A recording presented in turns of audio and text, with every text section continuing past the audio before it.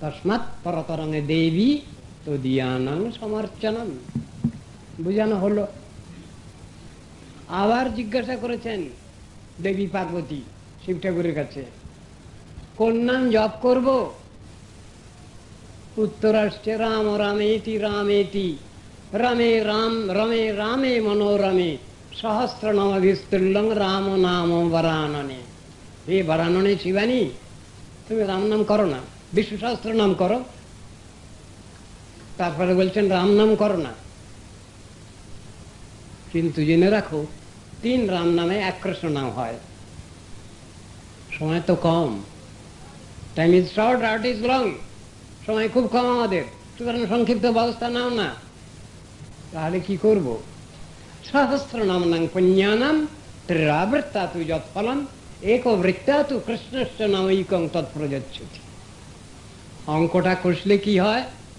সহস্র বিষ্ণু নামের সমান 1 রাম নাম, 3 রাম নামের সমান 1 কৃষ্ণ নাম। অঙ্কটা কষলে তো এরকমই হচ্ছে।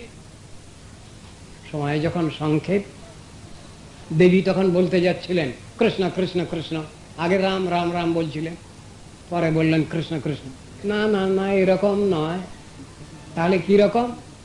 হরে কৃষ্ণ কৃষ্ণ কৃষ্ণ হরে হরে, হরে রাম রাম রাম হরে হরে, এইরকম বলতে হবে। এই নাম তো করে যাচ্ছেন শিব শিবানী সব সময়। তারা তো শিক্ষা দিচ্ছেন, এই জগৎগুরু শিব এই শিক্ষা তো দিচ্ছেন। 10 ভাই প্রচেতা গিয়েছেন কৈলাসে, অপেক্ষা করছেন তারা। শিব শিবানী দুজনেই ধ্যানস্থ। ধ্যান ভঙ্গ হয়েছে যখন, তখন জিজ্ঞাসা করছেন শিব ঠাকুর, তোমরা তো অনেকক্ষণ এসেছ, এর মধ্যে তোমাদের কোনো প্রশ্নের মীমাংসা হয়েছে? বলে হ্যাঁ, একটা প্রশ্নের মীমাংসা হয়েছে। কি? না, আমরা তো ভেবেছিলাম আপনি তো সর্বে সর্বা উপরওয়ালা, কিন্তু দেখছি আপনারা দুজনেই ধ্যানস্থ। আপনারা কার ধ্যান করছেন? নিশ্চয়ই আপনার উপরওয়ালা আছে।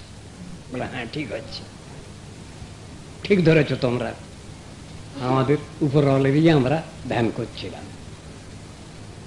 তো তাদের শিষ্যত্বে গ্রহণ করেছেন 10 ভাই প্রচেতাকে।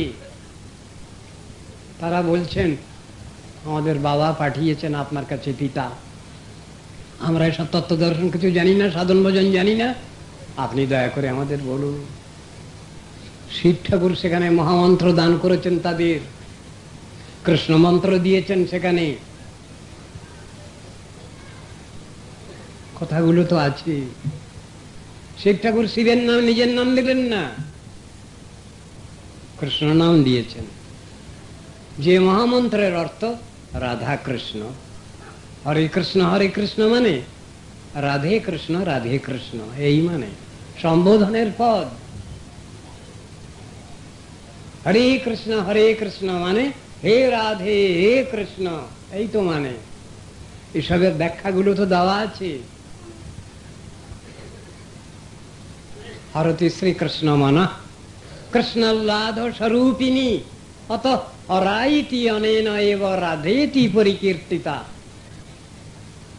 এখানে হরার শব্দের সম্বোধনে হরে হয়েছে, হরি শব্দের সম্বোধনে হয়। স্বরূপ প্রেম বাৎসল্যের হরের হরতি জামনা হরাশা কথ্যতে সদ্ভি শ্রী রাধা বৃষভানুজা, বৃষভানুনন্দিনী রাধা, এই হরা শব্দ বাচ্চা, তারই সম্বোধনে এখানে হরে হয়েছে। ব্যাখ্যাগুলো তো দেওয়া আছে, এগুলো আমাদের আলোচনার বিষয়, অনুশীলনের বিষয়, বুঝতে হবে সেইভাবে, শাস্ত্র দৃষ্টি নিয়ে, মহাজনের দৃষ্টি নিয়ে, তাদের আলোকে বুঝতে হবে, তাহলে সব ঠিক আছে। আমাকে যদি জিজ্ঞাসা করেন ব্যক্তিগতভাবে আপনারা, তাহলে আমি বলবো আমি রাধারানীকেও ছাড়তে পারবো না, কৃষ্ণকেও ছাড়তে পারবো না। আপনারা যে যা বলুন না কেন, আমার দুজনকেই চাই সমানভাবে। বাঞ্ছা কল্পতরুভ্যশ্চ কৃপা সিন্ধুভ্যেব চ পতিতানাং পাবনেভ্যো বৈষ্ণবেভ্যো নমো। পরিক্রমার পঞ্চ দিবস বা পরিক্রমার সমাপ্তি দিবস, এই কয়েকদিন গুরু বৈষ্ণবগণের শ্রীমুখ থেকে আপনারা বহু হরিকথা, তত্ত্ব সিদ্ধান্ত শ্রবণের সুযোগ পেয়েছেন। আজ অন্তর্দ্বীপ মায়াপুর দর্শনের কথা ছিল। পরিক্রমার আজই সমাপ্তি দিবস ঘোষণার মধ্যে প্রাপ্তিও সম্পূর্ণ। আত্মসমর্পণের ক্ষেত্র অন্তর্দ্বীপ শ্রী মায়াপুর। শাস্ত্রে বর্ণনা রয়েছে শ্রীধাম অপ্রাকৃত, সন্ধিনী শক্তি প্রকটিত এই শ্রীধাম। আমরা সাধারণভাবে ধামে এসেও প্রাকৃত গ্রাম বলে ভ্রম করি। যেমন 10 প্রকার নামাপরাধ আছে, তেমনি 10 প্রকার ধামাপরাধও আছে। ধামকে যদি আমরা প্রাকৃত বুদ্ধি করি তাহলে ধাম দর্শন হয় না, ধামের সেবা হয় না।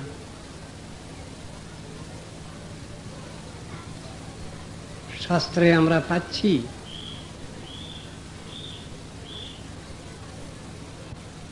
যোগপীঠ শ্রী মায়াপুর, এটা হচ্ছে জগন্নাথ মিশ্রের গৃহ। ব্রহ্মপুর বলি শ্রুতিগণ যাকে গায়, মায়ামুক্ত চক্ষে আহা মায়াপুর ভাই। সর্বোপরি শ্রীগোকুল নাম মহাবন, যথা নিত্য লীলা করে শ্রী শচী নন্দন।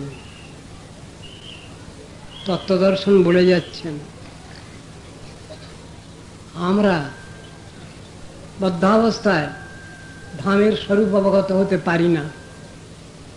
ধামের অপ্রাকৃতত্ব আমাদের উপলব্ধির বিষয় হয় না। যেন মায়া একটা জাল বিস্তার করে রেখেছেন। মায়া কৃপা করি জাল উঠায় যখন, আঁখি দেখে সুবিশাল চিন্ময় ভবন। ধামের স্বরূপ স্ফুরিবে নয়নে, ওইব রাধার দাসী। এক কীর্তনের মধ্যে জগৎগুরু শ্রীল ভক্তিবিনোদ ঠাকুর জানাচ্ছেন, ধামের স্বরূপ যখন স্ফূর্তিপ্রাপ্ত হবে তখন প্রাকৃত চিন্তা দূরে সরে যায়। গৌড় ব্রজবনে ভেদ না হেরিব, হইব ব্রজবাসী লেখা আছে।